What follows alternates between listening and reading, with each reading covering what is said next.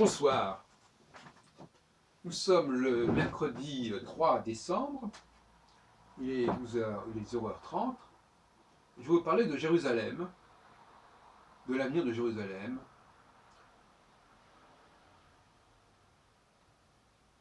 Je vous montre comme ça un numéro de l'arche sur Jérusalem, un autre, un pèlerin à Jérusalem, toujours dans l'arche, la revue juive la plus intéressante.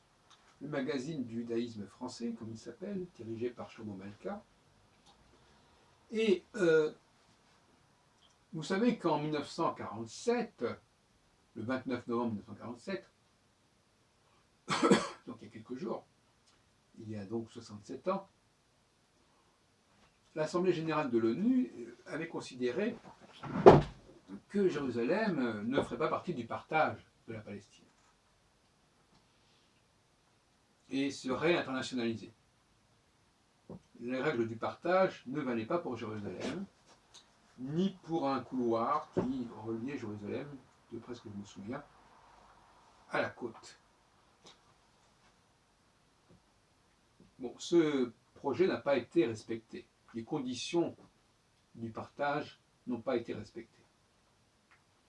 À différents moments, premièrement, la Jordanie a récupéré toute une partie a récupéré Jérusalem, justement, la Jérusalem ancienne, et la Cisjordanie, jusqu'en 67, où à ce moment-là, ce sont les Israéliens qui ont pris leur place. Et dans les deux cas, ce n'étaient pas les Palestiniens. On considérait que le roi de Jordanie est le roi des Palestiniens. Enfin, ce n'est pas très clair sur ce point. Et donc, Jérusalem a été dominée par les Français au XIe siècle, je crois.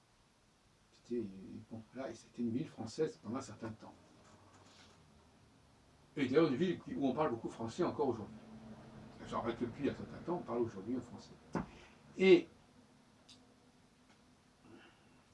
bon, dans le projet que j'ai développé dans la précédente vidéo, à propos de l'intégration d'Israël au sein de l'Union européenne, se pose bien évidemment la question de Jérusalem. Puisque nous avons dit que cette reconnaissance de l'État d'Israël par cette intégration de l'Union européenne de l'État d'Israël aurait comme contrepartie d'accepter évidemment que la solution de la question palestinienne dans la partie cisjordanienne et puis dans la question de Gaza aussi. Ce qui aboutirait à calmer le jeu entre les communautés juives et maghrébines en France. Donc on irait sur les deux tableaux. Donc, bon, si effectivement en plus on a dans l'Union européenne des populations arabo-musulmanes importantes, ou même musulmanes, le problème serait encore mieux résolu par rapport à Jérusalem. Voilà. Il faudrait intégrer effectivement, comme je disais, peut-être pas la Turquie, c'est encore bon, la Turquie en tout cas, peut-être, mais à mon avis, elle pose trop de problèmes, mais probablement l'Algérie, pourquoi pas l'Algérie.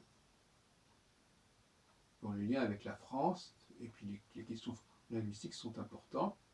L'Algérie, ancien département français,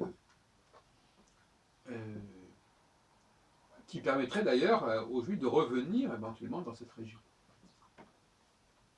L'Algérie, pourquoi pas effectivement le Maroc et la Tunisie. Et tout cela permettrait de justifier que Jérusalem fasse partie intégrante de l'Union européenne, puisqu'il y aurait une partie des États musulmans qui feraient partie de l'Union européenne. Il serait une union euro-méditerranéenne en fait.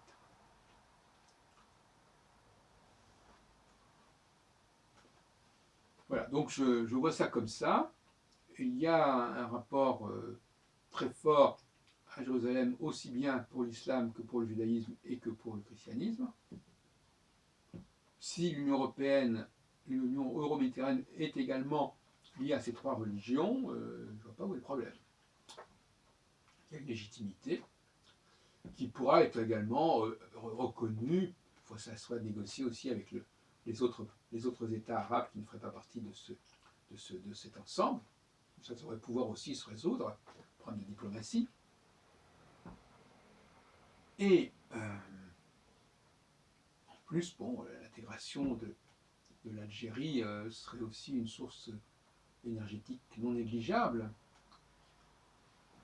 qui, qui panserait un peu les plaies de cette relation franco-algérienne qui a mal évolué pendant un certain temps et qui pourrait éventuellement trouver un nouvel essor, surtout que les Algériens, eux, ils sont quand même assez peu contents de ce qui se passe actuellement dans leur propre pays, puisqu'ils n'ont pas connu le printemps arabe comme leurs voisins tunisiens, ou libyens, ou égyptiens, et que ça ressemble plus à la situation, bon, toute proportion gardée, de la Syrie. Et voilà, donc moi j'aime beaucoup Jérusalem. Moi ça me convient très bien que Jérusalem soit intégrée dans l'Union européenne, dans les conditions que j'ai précisées. Je crois que ça peut tout à fait être accepté. Et bien évidemment, l'Union européenne comprendrait à la fois Rome et Jérusalem, hein, tout simplement. Ce n'est pas de problème majeur, ça serait là un pôle important. Le fait de, il faut dire les choses carrément, n'est-ce pas, la contribution juive à l'Europe est quelque chose qu'il faut protéger, qu'il faut encourager, qu'il faut explorer et exploiter. Donc de toute façon, l'Union européenne intégrant, et puis de toute façon, ça serait quand même une compensation raisonnable à la Shoah, hein, pour des choses carrément. L'Union européenne doit à l'État d'Israël de l'intégrer en son sein, en contrepartie, si on peut dire, en compensation du génocide de 6 millions de juifs en Europe. C'est aussi une façon d'expier quelque chose, de compenser quelque chose qui me paraît, dans une tradition judéo-chrétienne assez forte, l'idée du grand pardon, de l'expiation, du sacrifice, etc. Cela dit, nous ne sommes pas du tout dans une logique qui est celle des sionistes chrétiens ou des juifs messianiques qui envisagent une conversion des juifs au christianisme. Ce n'est pas du tout de cela dont il s'agit ici, hein, que ce soit bien clair.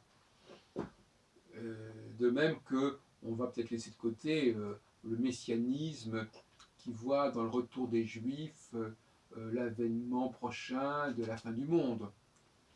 Ça aussi, ça a pesé lourdement sur les mondes anglo-saxons dans son rapport avec Israël. Hein, il faut dire les choses comme elles sont.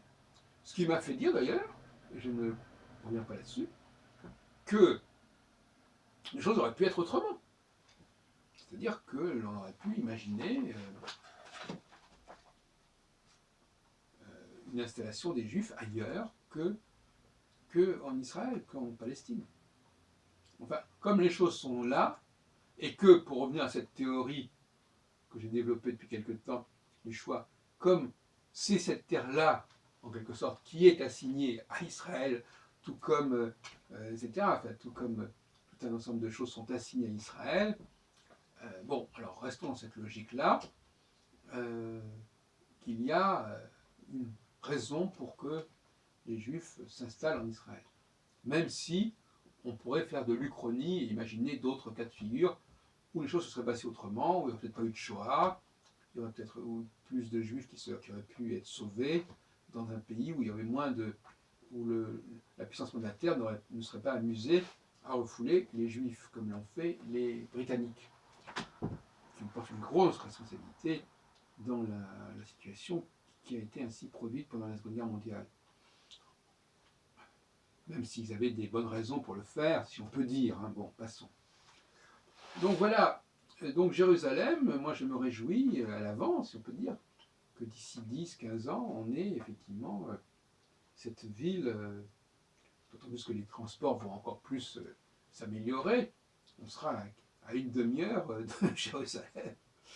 Et c'est un petit peu je reterminerai là-dessus, c'est un petit peu cette espèce de prophétisme que j'avais en 1969, quand je disais à Malka, je lui disais, mais finalement, les distances vont se réduire, qu'on soit à Paris ou à Jérusalem, de toute façon, ça sera la même chose. Ben, finalement, j'ai l'impression que c'est cette vision-là que j'avais, à savoir que quelque chose, ça ferait partie d'un même ensemble, et qu'au sein de cet ensemble, les distances seraient quasiment nulles entre Jérusalem et Paris.